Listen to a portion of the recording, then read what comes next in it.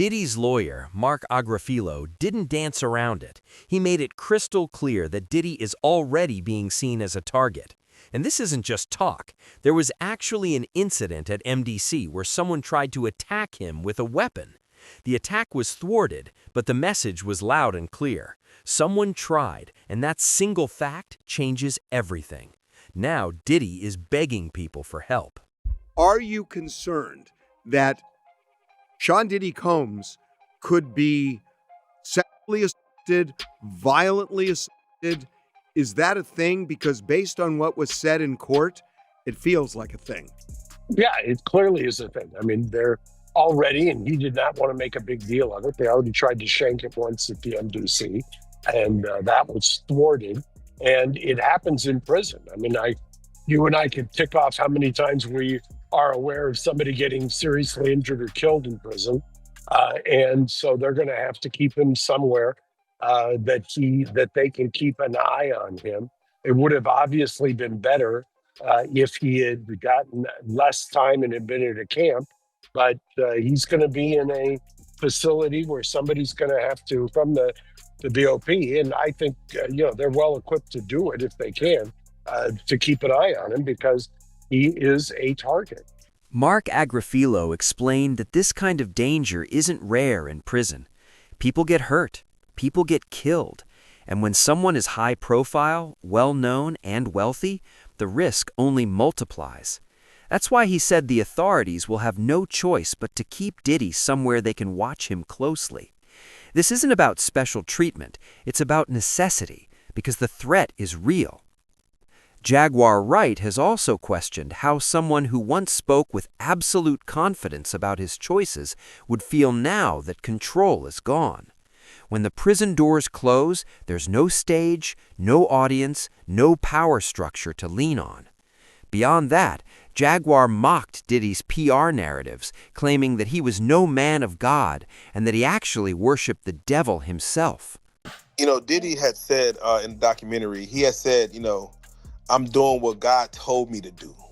Yeah. So he was basically saying his actions were ordained by our Father. And that kind of basically over law and man gave him the okay to do technically what he felt was right. And With yet the shirt, God said no. yeah, right. So with the shirt itself, God said no. Do you feel like after, because this, of course, that video was made prior to his, the verdict and things of that nature. Mm-hmm. Do you feel like he himself would be on the same thought process that, God is still telling him to, do as he is, do as he moves? Of course, God is telling everyone to do it, but for him to be able to have that same conviction on that video, do you think he'll be on the same motion as of now? Well, see, that's the thing. It all depends on who you call God. I know some little weirdo who's on the cover of Forbes for, being a faithful servant to the God that he serves. He calls himself a God. I know plenty of people that say the word God, but just because you say the word God doesn't mean we're all serving the same entity. The question is who's serving the right God? Hey, that's the real question. I've been having conversations about this very interesting, back tattoo, which is an abomination in itself. Zole Dantor, I was just talking to everyone about how he pretty much turned it into a demonic symbol, and he's been pimping that whole thing because for those who know the Orishas, that particular Orisha is supposed to be the protector of women and children. Wow. Why would someone like him have that tattoo on his back? Jaguar argued that the 50 Cent documentary made Diddy look like the only villain, while quietly erasing others who were involved behind the scenes. That imbalance, she said, doesn't protect him, it isolates him. It makes him stand alone in a place where standing alone can be dangerous. I don't know if anybody's paying attention to the fact that almost every Diddy documentary that's out, he's in it. He is. He wasn't in this one, though. Huh? Oh no, he was in this one. Oh, he what? You're correct. You are correct. He Was was. in this one. He was sitting there smiling with a shit-eating grin, while Diddy is sitting there telling him that he is the gold standard of black excellence and how he's writing the price point for our people. And he's just so happy to be there and listen to this demon run his face when he knows exactly what's going on. And it's really wild because I was listening not long, actually during the trial, he did a whole video calling me a liar and telling people why they shouldn't believe me. And he uses the same style of disinformation. It's like very interesting. Like he's got a style when he's doing this disinformation, when he's trying to get people to unbelieve what they saw with their own eyes. Jaguar admitted that some of the points raised in those videos weren't false, especially when the conversation turned to the Quad Studio shooting and Jimmy Henchman. She said a lot of what was being said was technically true, but something important was missing. The missing piece, according to her, was context. Jimmy Henchman? Jimmy Henchman, He was bringing up Jimmy Henchman and all of this and all of that. And it's so funny because everything that he's saying is true, except for he left out one key part. Jimmy the Henchman did plenty of business with Diddy. Not just Diddy. I could think of a couple other rappers he did some dirty work for as well. And it's just so funny that he decided to start off by saying, oh, see, this was wrong. And they tried to get you to believe this and they tried to get you to believe that, except for that connecting part. And then the simple fact that you have Keefe D saying that he was contracted to handle up. So clearly, we're talking about the kind of situations where someone is using someone by proxy to handle their business for them. Now, of course, all of this is alleged. Keefe D, it's really strange. Keefe D, I'll never forget because I went out to Vegas to cover his trial.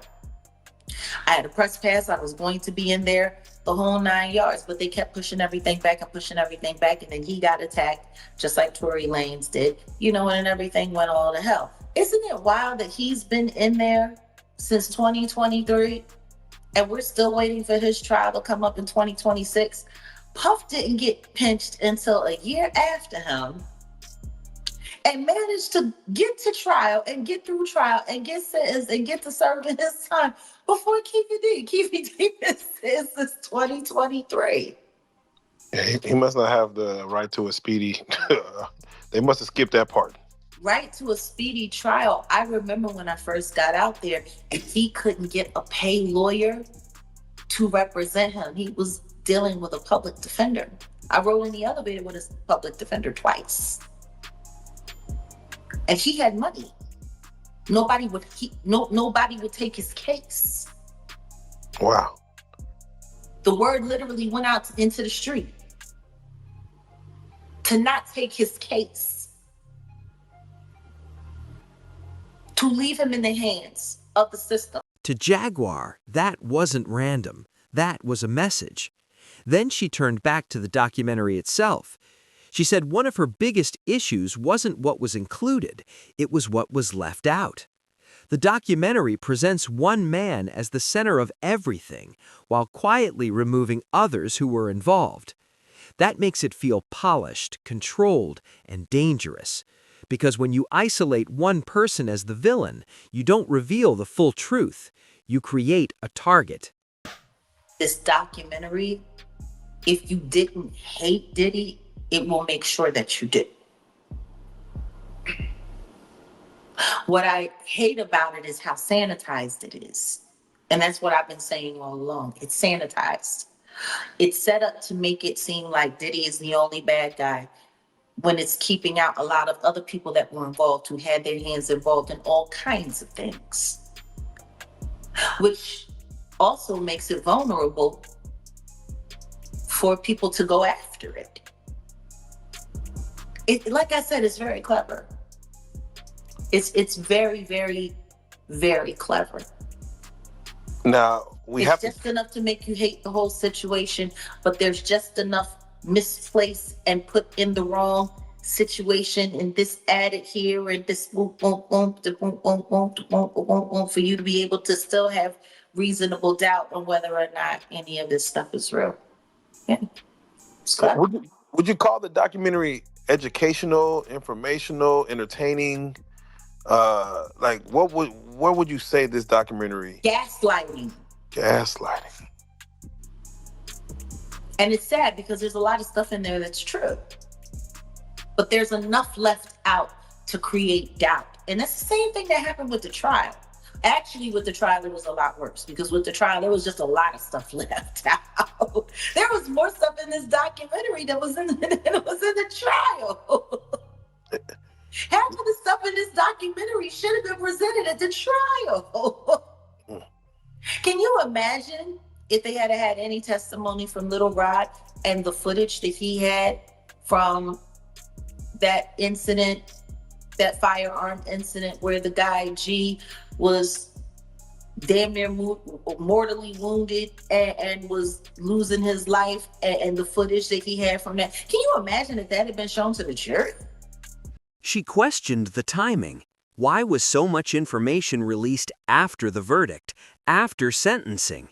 Why announce a documentary a year before the trial even began, before raids, before arrests, and then somehow end up with footage that didn't even exist at the time of the announcement? To her, that didn't feel like luck, it felt planned. Jaguar also pointed to how public perception was being managed behind the scenes. She referenced footage of legal strategy being discussed openly, conversations about filing counterclaims, shaping headlines, and influencing how the public would see the case, all before charges were even filed. And somehow that footage briefly surfaced, then disappeared. She asked the obvious question: who lost it and who found it? He announced that he was going to be doing this documentary before the arrest, which is kind of interesting when you think about it, because the footage that he used, that he featured in this documentary, happened after he announced he was going to be doing the documentary. Yeah. Yeah. How lucky was that? What a find. So What a find that was.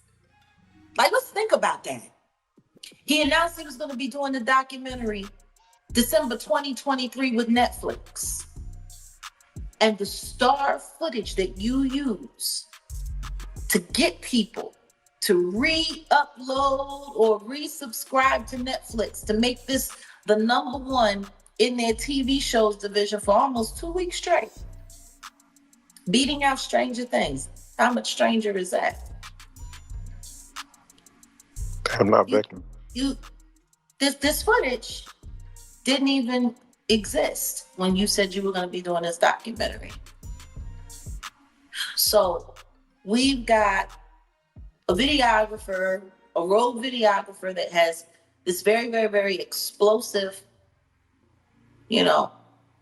very explosive footage of him literally sitting on camera, planning how to go after survivors, how to poison the jury pool, how to fix his trial in advance before he's even arrested. I mean, like, is anybody not forgetting when Mark Agrafilo was sitting there talking to the sons in the hallway, and they're sitting there filming, and he's sitting up there, yeah, well, see, what we got to do is we got to go and we got to put counter suits on all of these people. We have to create lawsuits ourselves. This really does raise the question, though. What could possibly motivate 50 Cent enough to want to completely destroy Diddy like this? Well, the answer is going to shock you. Gene Deal explained that early in 50 Cent's career, he was writing for artists, contributing behind the scenes, and building momentum. He was supposed to be the next big thing out of New York. Then, everything changed. He did, man. Yeah, he got everybody going, man. You know, he's getting a lot of backlash, man. Like, people are like mad at 50 for getting behind this thing. Well, see, the thing about it is that people are out there rabbit mind, and they gonna sit up here and they gonna say some stuff like, yo, they try to make it up like, it's because of a girl, it's because of a woman. A man that can have any woman in the damn world, you understand, go any parts of the world, find beautiful women all over the world, that's willing to do whatever he wants to. I'ma be mad because this dude got this one. Nah, it's bigger and it's more than that. They don't want to say, a lot of these cats out here don't want to tell the truth behind shit. You understand? So when people ask why 50 Cent doesn't have love for Diddy, Gene says the answer is simple. If someone helped block your career, helped isolate you, and was connected to people who wanted you gone, you don't forget that. You don't turn the other cheek. You don't suddenly play nice. Try to take you out of here, try to stop you from eating and everything like that. Diddy was a part of that too. He was a part of that. Because he was telling the executives and people, don't mess with him. Just picture this, bro. He knew he could write. He knew 50 had talent. You understand? Why 50 ain't get a deal in New York City? Facts, yeah. They had him blackballed. I mean, I think even Irv Gotti talked about it in an interview that he blackballed him. Right, but hold up, it ain't only Irv Gotti, because Puff had a voice just as much, or probably more than Irv. If Puff would have said, yo, I'm gonna sign this kid, who's gonna stop him? Why he didn't sign him? He wrote some of his best lyrics. You understand? Let's get it. Yeah. You know what I mean? So the whole thing about it is, man, and now these dudes out here want to portray like I supposed to love my enemy. Man, I don't turn the cheek, all that shit like that, no Diddy. I don't turn the cheek, I don't fuck around like that. But the whole thing about it is, if in fact somebody gonna pay me to get at my enemy, and I'm gonna get a piece of that PC. Sly Digler also paints a picture of someone who, in his view, always needed control. He says Diddy wasn't just doing things for fun or attraction. To him, it felt strategic, almost calculated. According to Sly, one situation stood out more than anything. Out of all the people in the world, Diddy chose to get involved with 50 Cent's child's mother. I think that he just really is into sex. He like recording girls, and then him getting with 50 Cent's baby mother was definitely like a power move. Oh yeah. And then he records, so he keeps these recordings. So what I was thinking is like, what if he can be on some shit like, if he really want to get at it, like, look at your baby mama fucking on these dudes, Right, like getting slit out. Yeah, getting slit out, like to really piss him off. Like maybe I feel like sometimes, I feel like he uses the recordings for leverage, so low key. Yeah, because I've been around Diddy before. I've been at parties with him. There's no shortage of women that are approaching him, right? So out of all the billions of women in the world, you pick the baby mother of someone who doesn't like you. Right. And do you feel that this was like him doing that on purpose to get back at 50? Definitely. It was definitely like a revenge or beef type thing to get with his baby mother, of all people. He explains that this wasn't about lack of options. He had been around Diddy at parties before and said women were constantly approaching him. So to him, the choice felt intentional. Why pick someone so closely connected to a person you're already at odds with?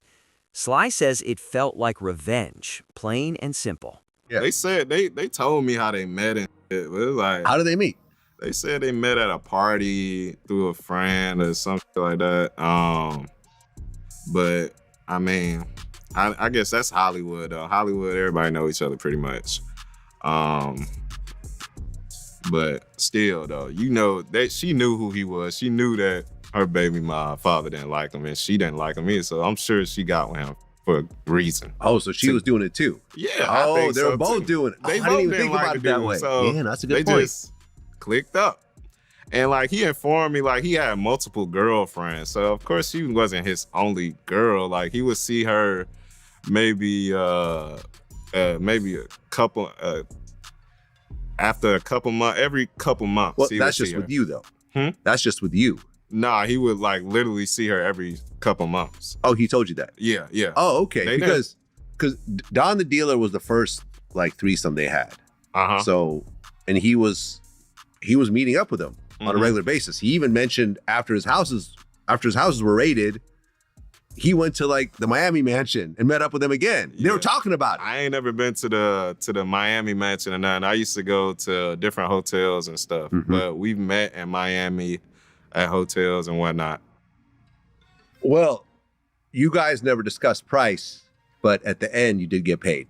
Yeah. The first time. I got paid the first time. Sly explains that he himself never went to the big mansions. Their meetings usually happened in hotels. He says he was paid the first time, and after that, the amount changed depending on how long things lasted. Some nights stretched on far longer than most people can handle. He described sessions that started at night and went well into the next day, sometimes lasting most of the day. It was about the cum shots. Like, it was definitely about the cum shots. One time he was like, I give you 2 bands more if you do another cum shot. So it's definitely about the cum shot. Okay. And these sessions would last like 12 hours? Yeah, minimum. Minimum? Yeah. What was the longest you went? I mean, it usually was go from night to morning to the afternoon. I mean, I say like 16 hours. It's just like a night to day thing, night to day. So, yeah. Okay, well, most human beings can't have a session like that for 16 hours. Sober. With a little break in between. Well, sober. Yeah. And you would show up and they'd be geeked up. Sometimes, I mean, they would, it depends on what night it was. Like, I could tell when they were more geeked up than other nights, and, you know, but they were always on some type of something. Right. And there'd be a tray of drugs in the room. Yeah, they party hard. They party all night. Sly also mentions that despite everything, communication stayed casual. They would text like normal people. One time when he needed help with a hotel, she even sent him money. If he was in town and they were together, they would sometimes meet up. One of the shortest meetings happened in Los Angeles, where everything was arranged quickly and ended just as fast. He says he noticed that even small things felt off, like the marijuana, which didn't taste normal to him. He says he knew what real weed was, especially being in LA so often, and this wasn't it. I mean, he would be offering me like honey packs and like different dick pills, and sometimes he would offer me a pill and she would be like, nah, don't do that. Like, most of the time she didn't want me to do no drugs. I think she was kind of like protecting me from doing drugs. But I don't know what the hell they had. I mean, I seen the pills. I didn't know what the fuck it was, but I seen pink and different pills. I don't know. And they had like juice, some juice, probably Molly water or something. I don't know. Well, this one time you went to go smoke some weed. Oh, well, yeah. The joints always tasted funny. The joints always tasted like, I don't know, it tasted like the synthetic type marijuana. Like, I know good weed. I be in LA all the time, so I know good weed, but that wasn't no regular stuff that I was hitting. But I used to smoke them just because it was there, and it was like, but nah, it wasn't regular. When Sly explained his side, he didn't frame it as coercion or crime. He described it as social situations, parties, money exchanged afterward, nothing that felt illegal to him at the time. Still, when asked if he felt taken advantage of, he admitted the truth. Did you feel like you were exploited? Do I feel like I was exploited? A bit, yeah. Yeah? How so? I mean, I feel like the love in it was I mean, because we really was very close. Like, I feel like we was real, like, having real deep conversations and cried in front of him and Right in front of them. Yeah, I cried. And I was embarrassed to say I was up at the time. I ain't gonna lie. We was drinking De Leon and Okay. yeah, it's like, it was kind of like I was close to them, I thought, but it kind of felt like fate, love, like after a while. But it's just,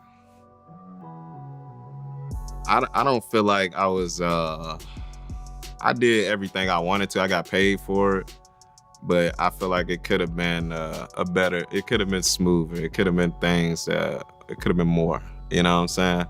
It could have been a better opportunity, I feel like. And the way we used to talk, I wanted to do other business things instead of just, being somebody they hired to fuck. So yeah, I feel like it was a bit of exploitation, and then her acting like she my girlfriend or actually care about me, and it's like, yeah, it's exploiting. Like, it was fake. What really sealed that feeling was how quickly communication stopped after the case. There was no real follow-up, no checking in, no friendship. The connection disappeared once it was no longer useful. When asked hypothetically if he would ever go back if Diddy reached out again years from now, even with more money on the table, Sly had a very interesting answer. Let's say Diddy gets out in a few years, and he calls you up and wants to do another freak off. What would you do? And he'll double the money this time because of inflation. I mean, yeah, I don't know. Because those freak offs got you caught up in a lot of stuff afterwards. Yeah, I don't know, man. I don't know about that. Yeah, I don't know. I don't think so.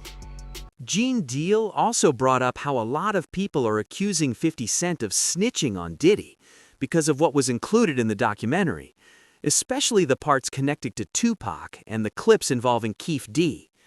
Some folks feel that kind of material shouldn't have been included at all, and they're blaming 50 Cent for putting it out there. But Gene didn't see it that way. He thinks the truth is the complete opposite, and that 50 Cent didn't make the final calls. Everybody want to say that 50 Cent did the whole documentary. He was responsible for doing the whole documentary, what goes in there and what goes out of there. And I don't believe that. And I don't believe that he's responsible for everything that goes in there. I don't believe he's responsible for everything that goes out of there. Guys want to say that he's snitching, you know what I'm saying, because he's telling his truth about what went down and what he saw or what he heard or whatever like that. I don't know how to love my enemy. And if I gotta put out the truth about something that he was doing and is wrong, and that was wrong, I don't have no problem with that, 50. Not a problem at all. Keep doing it. Maybe enough men come out and speak out on some bull stuff. When it comes to the people defending Diddy, Gene said he used to think it was about wanting access, wanting to be part of the lifestyle, wanting proximity to power. But over time, he started believing something else, that some people defend him because they see themselves in him. They're not defending the man, they're defending the behavior, and now they're all getting exposed.